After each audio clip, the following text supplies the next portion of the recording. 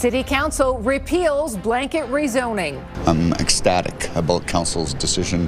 So what's next for Calgary's housing policy? You don't repeal and then figure something out later. Plus, a shaky ceasefire and the Strait of Hormuz still closed.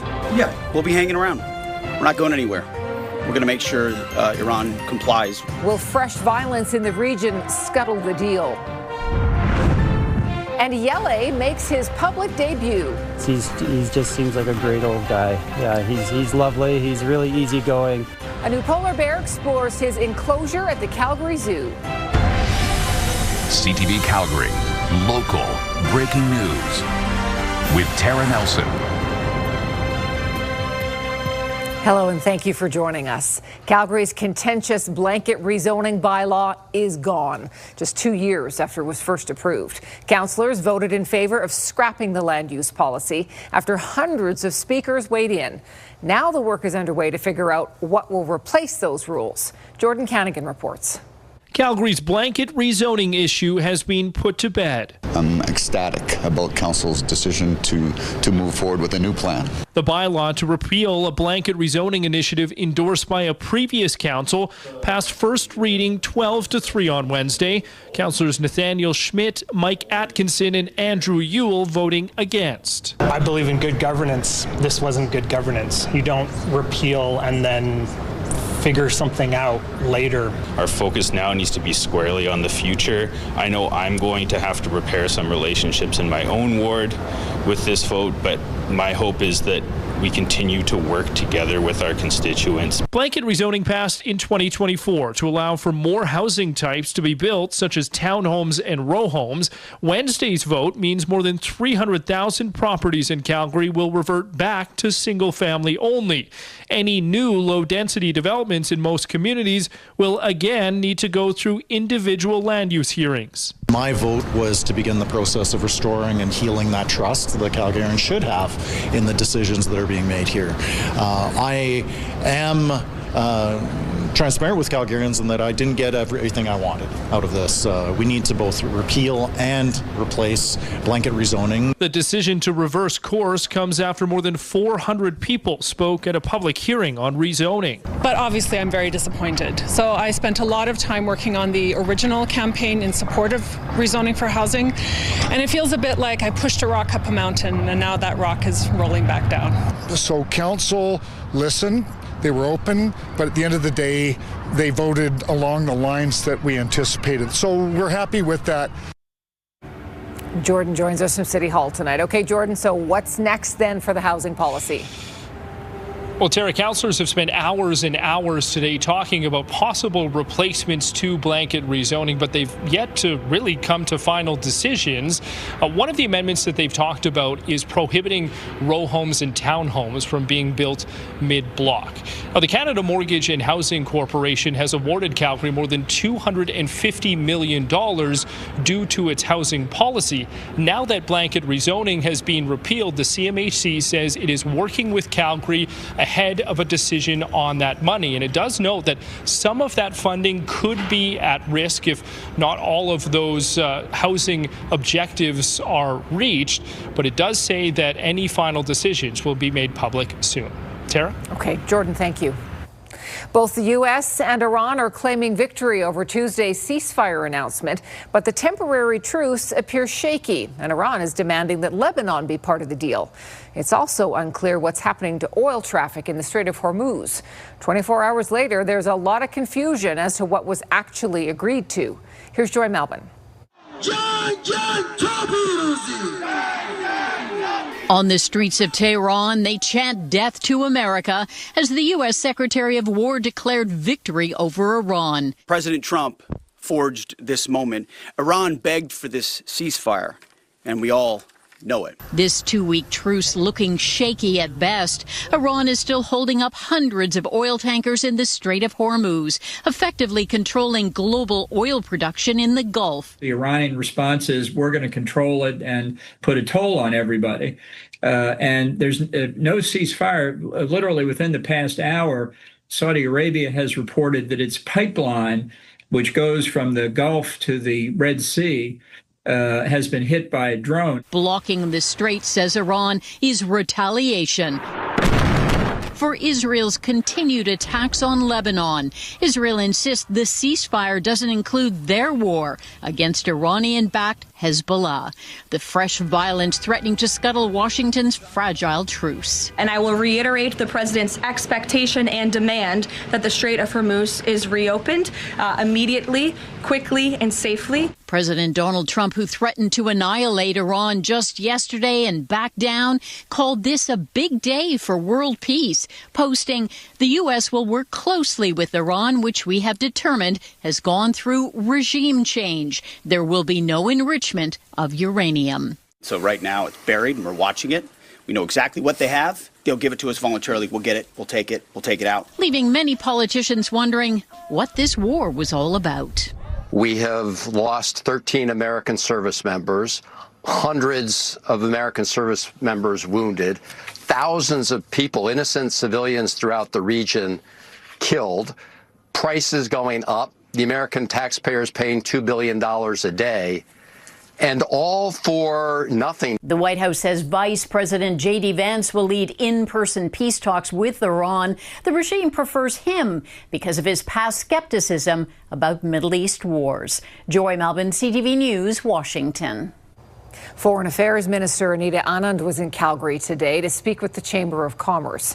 As Canadians now live with the trade war with the United States and conflict in the Middle East, she says this is a pivotal moment in our country's history.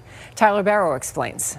Foreign Affairs Minister Anita Anand spoke to the Chamber of Commerce on Wednesday, highlighting the big role Alberta Energy plays in international relations. I just want to underscore the extent to which Alberta specifically comes up in so many of my bilateral engagements. As the country boosts defense spending, she highlighted building Arctic sovereignty, which included spending on the Mackenzie Highway, which runs through northern Alberta and into the Northwest Territories. As Alberta pushes for a new pipeline west, the minister was pressed on the long timeline in building the Trans Mountain pipeline. Anand said technologically sound infrastructure takes time. She also addressed Canada's role in liquefied natural gas. A new Deloitte report says disruptions in the Strait of Hormuz, a key shipping route, are tightening global LNG supplies and driving price volatility. The world is watching Canada and recognizing that we are an energy superpower. The Chamber's CEO says the foreign minister provides confidence and that the world is aware of Alberta energy potential. I found it was an optimistic tone in terms of what it means for resource development and what it means for our energy resources. But right now, the focus is overseas with ongoing peace talks between Iran and President Trump. According to one economist, people should brace for higher prices on everyday items. Taking an Uber, for example, but definitely food prices are sort of the next big ticket item after gasoline that we'll start to see those prices creep up. The future of the strait is uncertain, which means it will be a while before energy prices drop, offsetting transportation costs. There's still going to be that concern that things could flare up again, so the risk premium will stay around. Tyler is downtown tonight. So Tyler, what does all this mean for the Alberta government's budget?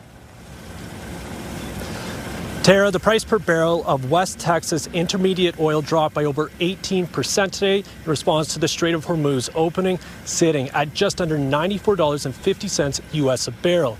However, the status of the strait remains uncertain. Now, the province previously released its benchmark price for the year at $60.50 U.S. Roach says if it can stay in even the $84, $85 neighborhood, that would generate billions in oil revenues for the province. Tara? Okay, Tyler, thank you. Fire forced the closure of 10th Street in Kensington this afternoon. Heavy smoke was coming from the roof of the Roastery coffee shop just after 2 o'clock. Everyone got out safely. The fire was burning down from the chimney and crews had to use ladders to get to the roof in order to put it out. An encampment that has caused trouble for others for months has been dismantled just outside city limits.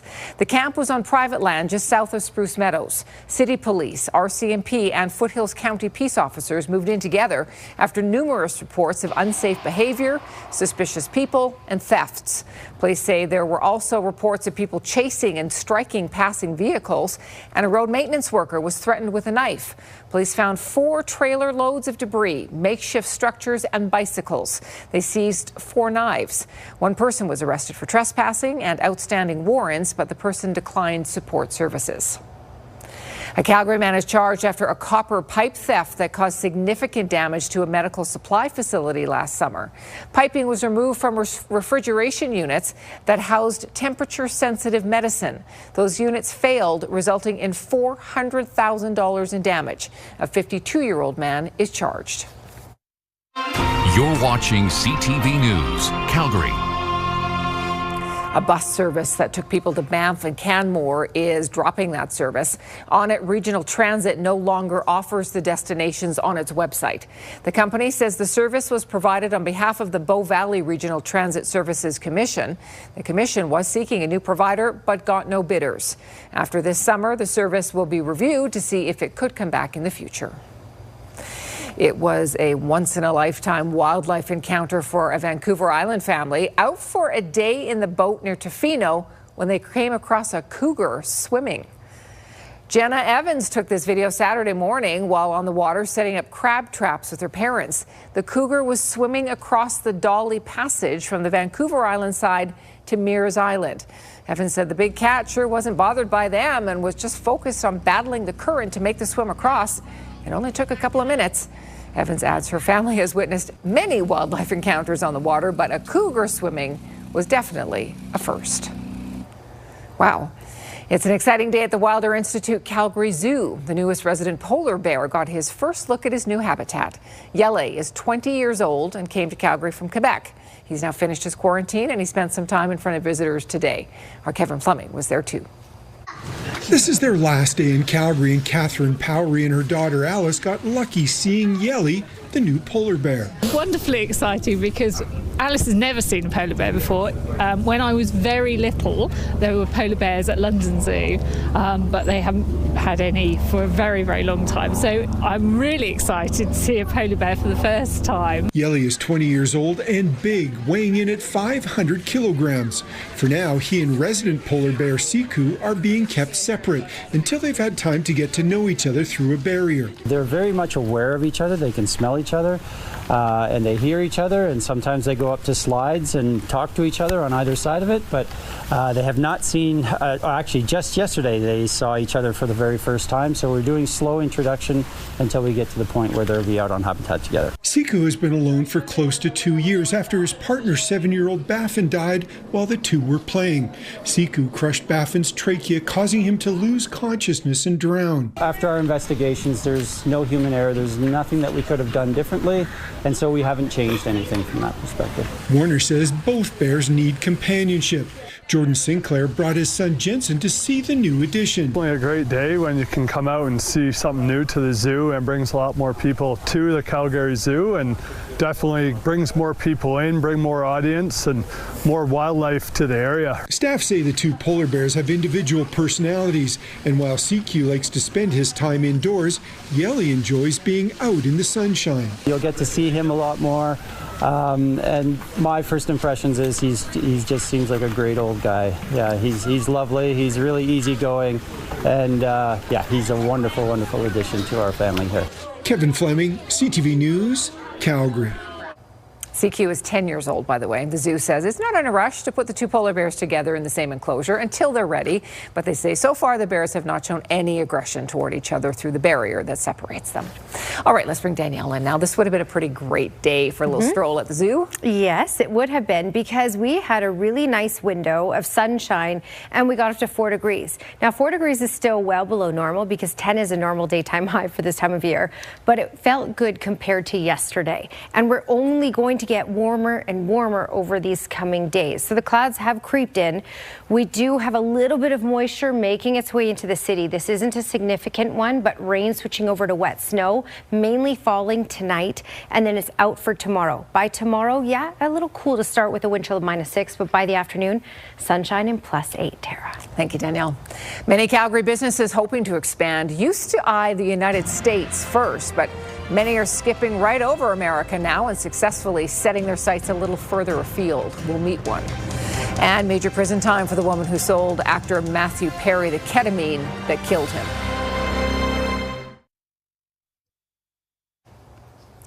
Opponents of Alberta separation rallied in Edmonton today. Demonstrators are calling on the Alberta government to stop a citizen-initiated referendum on separation. Several First Nations are now asking the courts for an injunction to stop the process. The group behind the referendum says it has already collected enough signatures to force a vote later this year. The threat of separation has the mayor voicing a Team Canada approach when it comes to attracting business to our city. And Calgary Economic Development is urging local businesses to explore other markets for trade amid tensions with the U.S., growing separation unease and global uncertainty. As Tyson Fedor reports, some are now bypassing America for new relationships elsewhere. Casa Bonita Food sells locally sourced, authentic Mexican food throughout supermarkets in Canada. The Canadian business expanded nationally, but has found luck selling its chips, salsa, and tacos in other parts of the world. We started selling a little bit into the States, but we realized that our biggest opportunity was Asia. The company is part of Calgary Economic Development's 2026 report to the community. It works with CED's Trade Accelerator program that helped bring in $60 million in international trade revenue for local businesses last year. But the plan was to expand south of the border. It was kind of the next step, and then everything with the Americans started happening. So things started getting less friendly. So we started looking elsewhere, and we realized as well that everybody else was looking for an option rather than the States. In its annual report to the community, the CED highlighted a significant shift in Alberta's trade landscape. Last year marked the lowest number of trade deals with the U.S. on record for Calgary-based companies supported by CED programming. We'll never replace our largest trading partner, but what we are seeing globally is a shift towards more complex and multi-market trade environments. But with trade uncertainty globally, there's also uncertainty at home. Alberta separation has deferred some business plans. Have we seen decisions being paused? Absolutely. Have we seen them be stopped? No.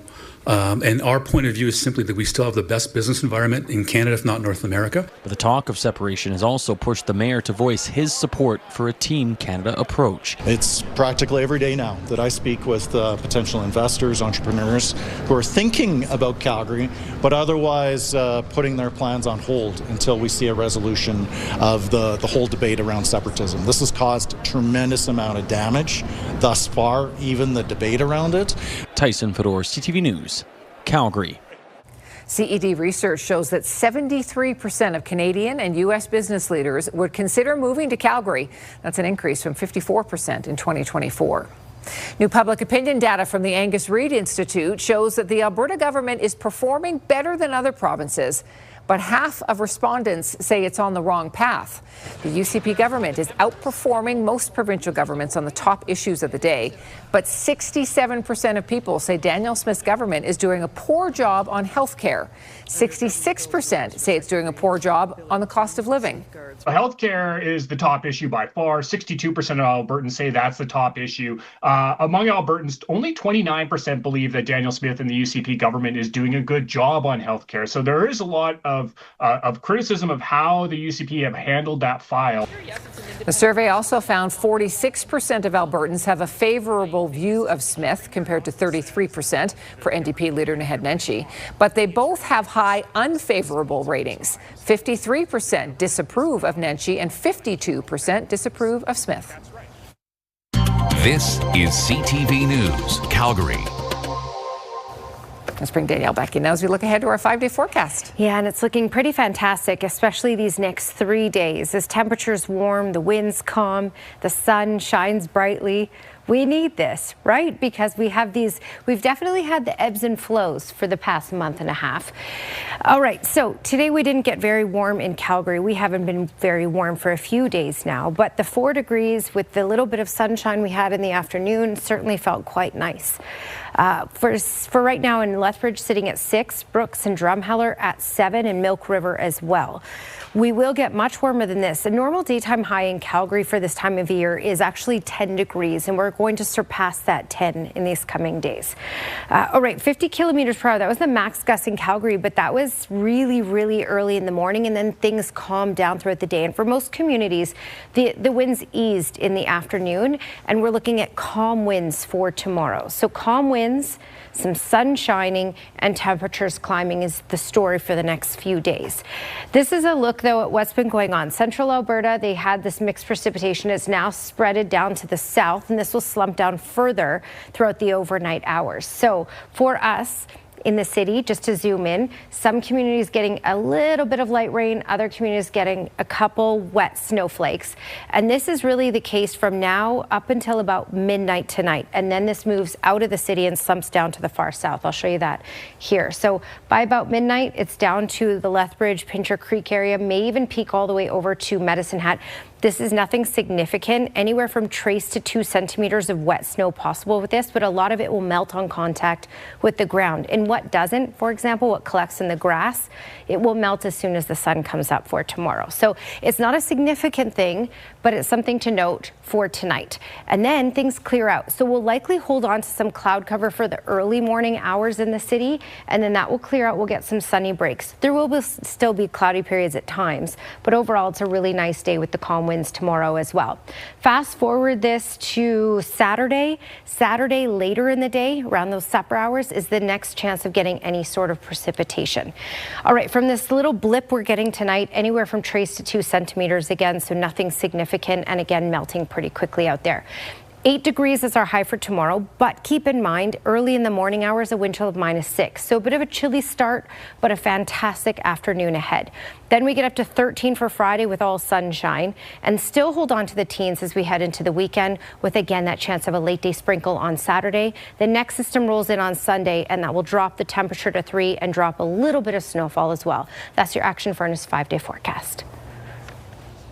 A judge has handed down a 15-year sentence to a woman who pleaded guilty to selling actor Matthew Perry the ketamine that killed him in 2023.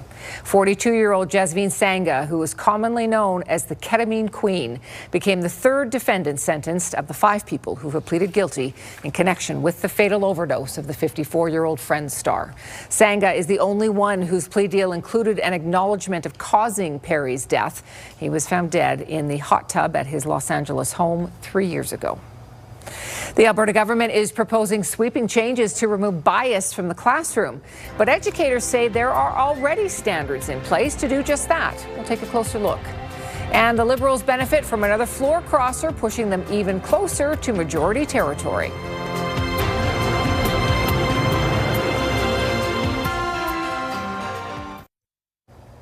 The federal Liberals are now 1 seat shy of a majority government after longtime Conservative MP Marilyn Gladu crossed the floor to the government. Marilyn has tremendous experience in business as an engineer, international business experience, and 10 years, 4 elections of experience in Parliament, and one of the most collaborative members of Parliament working across party lines.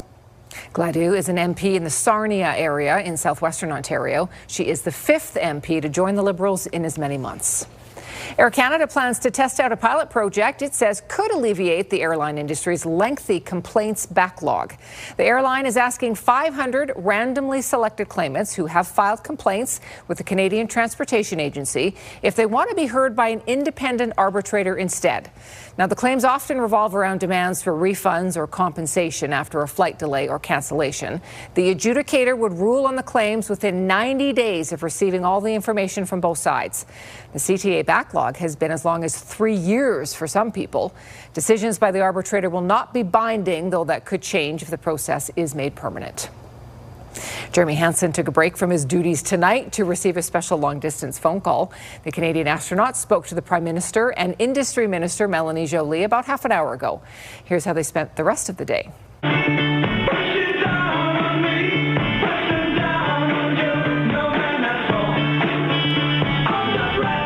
Your friends and colleagues at the Canadian Space Agency wish you another great day on your voyage. Canadians everywhere are inspired by your journey, and we're with you every step of the way. Let's go. Hansen and his fellow astronauts started day 8 of their mission with an 11:35 wake-up call that included a message from the Canadian Space Agency. At the time, the crew was about 322,000 kilometers from Earth and 134,000 kilometers from the Moon. They focused on a number of tests today before they return to Earth later this week. Well, if some home renos are in your future, here's a piece no one else in the neighborhood's going to have. An original staircase from the Eiffel Tower, but it isn't cheap. Our trending videos are still to come.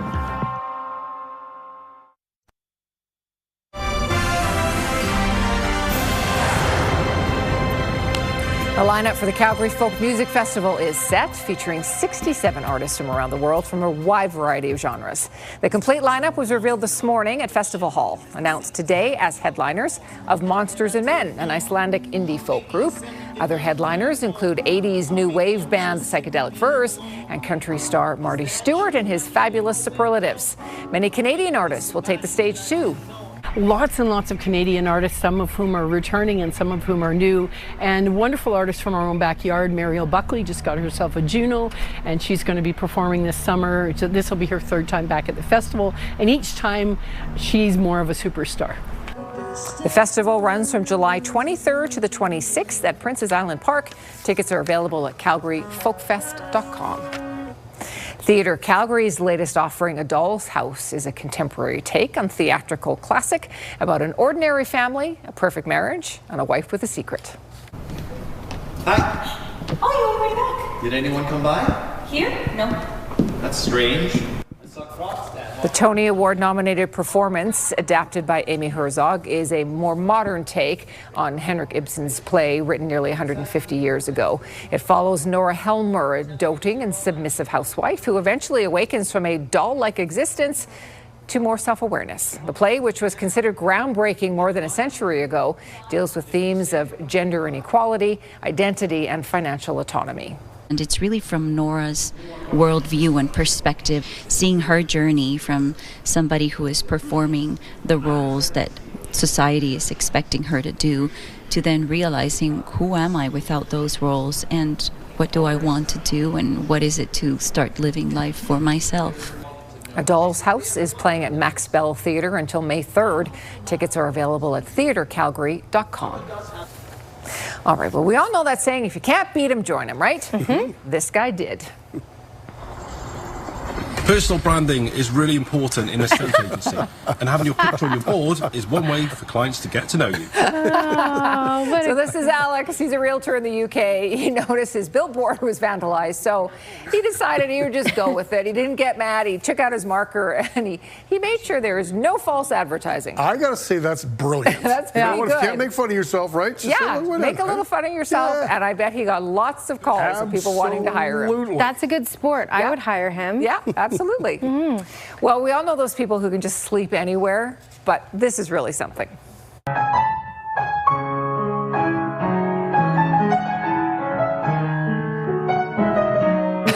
Oh, I'm jealous. This is Zlatko the cat, just catching some Z's while his owner plays the piano. Chopin apparently is his favorite, and he just throws himself across the keys. Well, now I bet there's a nice vibration through the piano, and it just puts him to sleep. You see the ears moving there? He's sure the cat isn't playing I know. piano with those ears? Maybe he thinks he is in his dreams. Now that would be impressive. That is total relaxation. Look at that body language. I wish. Oh boy, that's a good nap. That's a good life right there. Well, if you'd love to have a spiral staircase in your house, you could buy one for about $2,000 online. I looked, but it's not going to be like this one. Okay, this one is section number 1 of the Eiffel Tower's original spiral staircase. It used to connect the second and third floors of the tower when it was built in 1889, and it could be yours. You have to have high ceilings and deep pockets, 9 feet tall, 14 steps. Supposed to fetch between $140,000 and $175,000 when it goes up for auction next fitting month. in my house. I mean, that's a pretty cool talking point. Yeah, you like what stairs? Like Eiffel Tower stairs. You're going to have some dinner parties and be like, let's talk about the stairs, though, shall we? People wouldn't get off the stairs. It's a good-looking stairwell. Yeah. Word of a ceasefire moved oil prices lower. We'll take a look at how the rest of the markets responded today in our business report. That's just ahead.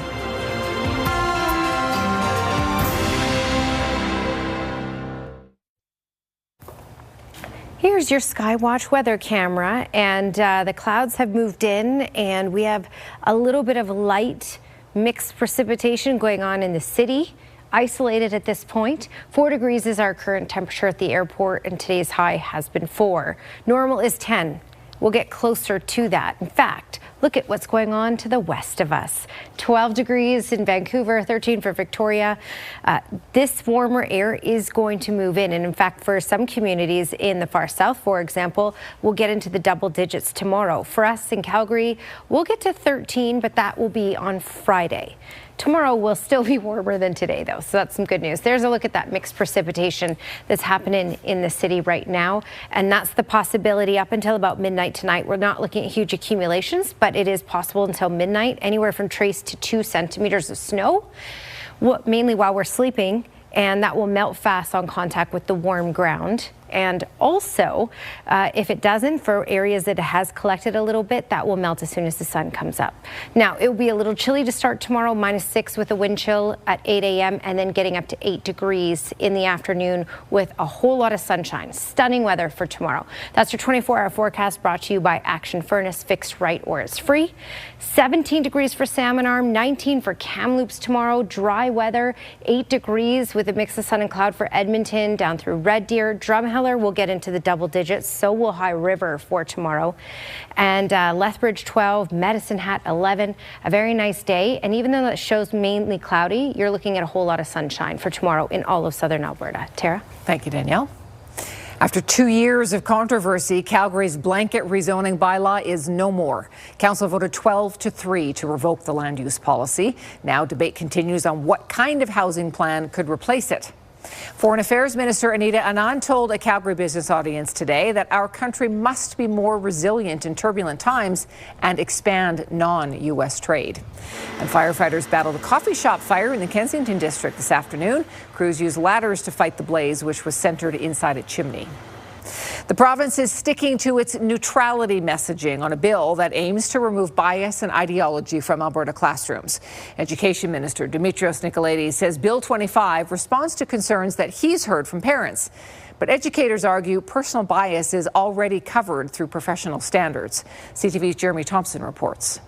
Our schools should be places where we teach students how to think and not what to think. Education Minister Dimitrios Nicolaides says his government's amendments to the Education Act in Bill 25 will ensure teachers keep any personal bias or ideology out of their lessons.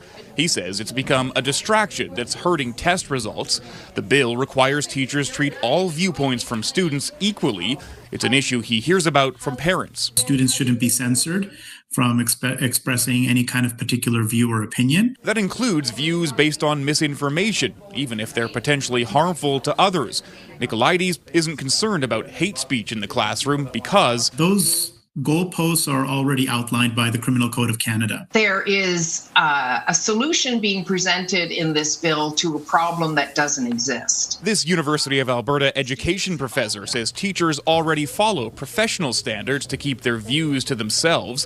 Their training guides discussions about ideology, human rights, and other sensitive subjects. Perhaps the student comes into the classroom thinking they know everything there is to know about a topic, and then through study, through investigation, they learn that there's a lot more to a topic than they thought. Peck believes under Bill 25, teachers will choose to avoid touchy topics altogether, a chilling effect the minister doesn't see. Well, the legislation doesn't limit topics that can be discussed in a classroom in any way, shape, or form. If a teacher wants to challenge a student's particular perspective on any subject, that they can do so in a manner that's fair and free from any personal bias. It's just right-wing ideology posing as neutrality. The opposition NDP also takes issue with new flag restrictions in the bill that say schools can only fly the Canada and Alberta flags unless given special permission. Cut the crap. This is about banning the pride flag. And they're just not brave enough to say that. Nicolaides says the restrictions could extend to classroom decorations or even stickers or pins on teachers' personal belongings. Those regulations will be ironed out if the bill is passed and enacted for the next school year. Jeremy Thompson, CTV News, Edmonton. The price of oil dropped dramatically today with the announcement of a ceasefire agreement in the Middle East conflict. BNN Bloomberg's Marilla Fernandez has more. West Texas Intermediate dropped almost 15% today on hopes that more tankers will start moving again through the Strait of Hormuz.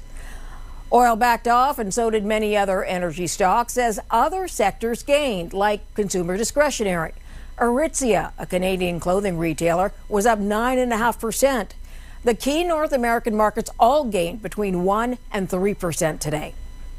The world's most popular EV maker, BYD, plans to open about 20 sales offices in Canada this year. Last month, the company said it's considering building a factory here.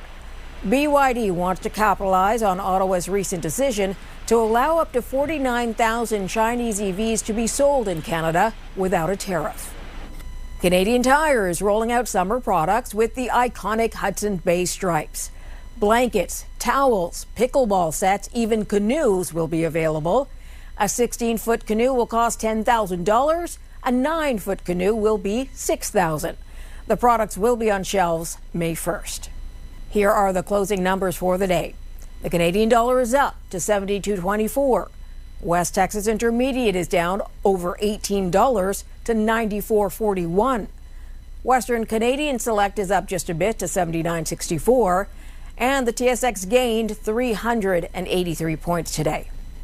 Those are your business headlines. I'm Marilla Fernandez. The government of Japan's representative in Calgary gave city police a special meal today in a gesture of friendship. Officers were served Japanese-style bento boxes at police headquarters. It was an expression of appreciation for police efforts to ensure the safety and well-being of about 3,900 Japanese nationals in our city. Officers got a presentation on Japanese bento culture, highlighting its history and cultural significance. The reason why we organized this one is that the Japanese government from this year like to promote, promoting the Japanese food culture, and then that they add the budget, a special budget for this, and we think that that this is the Calgary Police is the best place to start with those events. It's culture and education through food. This is part of our initiative to engage with our frontline and our frontline workers, anyways. So it was really timely that they were able to provide this opportunity to learn about the bento box in this case, and just to talk about Japanese culture. About 50 members of the police service were lucky enough to enjoy the bento boxes. The Flames have now officially missed the playoffs, but the Calgary Hitmen are just getting started. They face Medicine Hat on Friday. Glenn has that story next.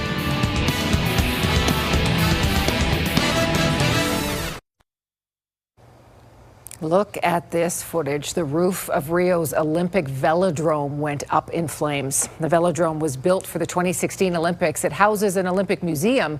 It is also Brazil's largest and most prominent track cycling center. Crews put out the flames before they spread to other parts of the complex. Wow. The Calgary Flames have been officially eliminated from the playoffs. Glenn is back with us. And Glenn, those hopes came to an end last night. Tara, we all knew it was just a matter of time, and it became official last night as the Flames suffered a 4-3 overtime loss to the Dallas Stars. They'll pick it up in the second period. Game tied at 1. Flames, Adam Klapper able to keep it in. He gets it to Yegor Sharangovich, and he beats Jake Ottinger with his 15th. 2-1 Flames after 2. Third period early on, Flames on the power play. Matt Coronado, sweet feed to Zane Perek. Take a look at this shot. He's getting better and better. Flames up 3-1, but less than a minute after that, the Stars make it a 3-2 game. Mikko Rantanen from behind the net in front to Wyatt Johnson. He beats Devin Cooley. 1-goal game. Then just a few minutes after that, the Stars get the equalizer. Matt Duchene gets it to Jason Robertson. He tips it past Cooley. We're tied at 3 in this game. Goes to overtime. Extra frame. Ryan Strome cross-checks.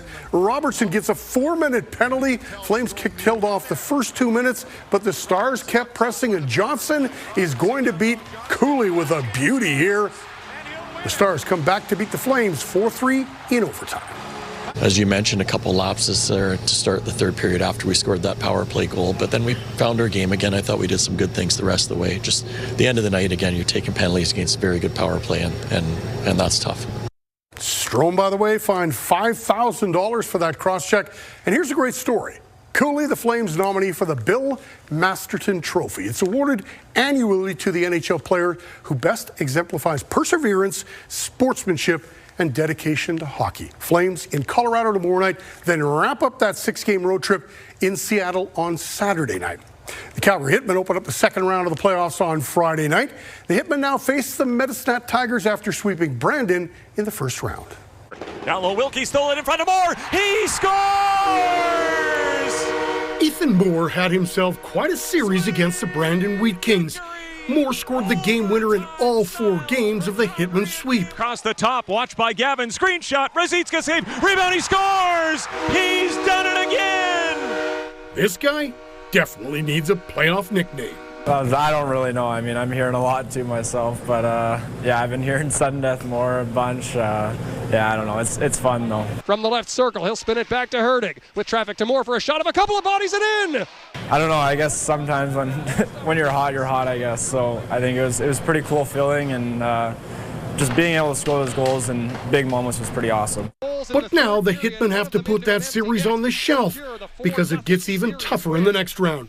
The Hitmen face the Medicine Hat Tigers in round 2. The Tigers don't have many weaknesses, so what's it going to take to beat them? Marcus centers, McCann on the doorstep, banging away, they score! I think just play as a team again. I think we're really good at out-teaming teams, and I think they're such a great opponent, and they're such a well-coached team, and their players are really good, and I think it's going to be another Brandon series. I think we're all going to come down to the wire, but it's going to be a tough series to beat, and they're such a good team over there, and we're just going to have to play our game. He'll give Pickford one-timer! He scores! The Tigers dominated the Hitmen in the regular season, going 7-1. There's no question the Hitmen go into this series as the underdogs. I don't think it matters. I think we just got to be us. You know, we got to play how we need to play to be successful. I think if you're looking at that, we're probably underdogs throughout the whole year. So I think we're comfortable in that position. But I don't look at it either way. I think it's 2 good hockey teams. So. The first 2 games of the series will be played in Medicine Hat Friday and Saturday. The series then shifts to Calgary for games 3 and 4 on Monday and Wednesday. Thank you, Glenn. So, Danielle, we have a couple of nice days ahead. We do. You're going to love it. You're going to feel like this is the middle of summer. Well, almost. Okay, 8 degrees tomorrow. So tomorrow's still a little below normal, and the clouds will clear out early in the morning. It's a beautiful day tomorrow. But it will be even warmer on Friday at 13 degrees with all sunshine.